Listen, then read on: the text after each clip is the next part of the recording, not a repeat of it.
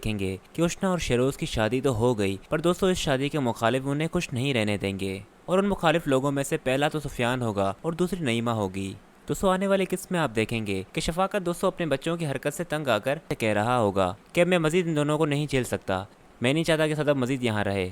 और तो और दोस्तों शफाकत ये भी कहता है कि मैंने सुफियान का भी बंदोबस्त कर दिया है और ये साहब भी कल मुल्क छोड़कर जाने वाले हैं। जिस पर सुफियान कहेगा कि मैं तो कहीं नहीं जा रहा, ये आपसे किसने कह दिया, शायद आपको मेरी बात समझ नहीं आ रही। जिस पर शफाकत कहेगा कि शायद तुमने भी मेरी बात नहीं सुनी, मेरा फैसला आखिरी था। तो दोस्तों सुफियान इस बार बिल्कुल लिहाज नहीं करेगा और अपने बाप से बदतमीजी करने लगेगा और कहेगा कि मैं कहीं नहीं जाऊंगा, अगर आपको मुझे रोकना है तो रोक के दिखाइएगा। जिस पर दोस्तों उसकी माँ को पहली बार गैरत आएगी कि सुफियान ये किस तरह से अपने बाप से बात कर रहा है, और वो सुफियान को अपनी तरफ करके एक खींच के थप्पड़ मारेगी और कहेगी कि किस तरह से बात कर रहे हो तुम अपने बाप से। जिस पर दोस्तों सुफियान समझने के बजाय कहेगा कि ये सब कुछ उष्णा की वजह से हो रहा है, पहले भी उसी की वजह से ही मैंने आप लोगों से ताल्लुक खराब किया था और इस बार भी यही हो रहा है। पर तब की बात कुछ और थी, तब मैं उससे मोहब्बत करता था, पर अब मैं उससे नफरत करता हूँ। और फिर दोस्तों इन द एंड यही होगा कि सुफियान आखिरकार उष्णा के पास चला ही जाएगा, जहाँ वो सब घर वालों के सामने उष्णा पर भड़ास निकालेगा और उस बेचारी को अपनी माँ का ताना देगा कि जिस तरह की तुम्हारी माँ थी उसी तरह ही तुम्हारे कारनामे निकले। जिसे सुनने के बाद शेरोज बिल्कुल भी चुप नहीं करके बैठेगा, वो सुफियान का गिरेबान पकड़ेगा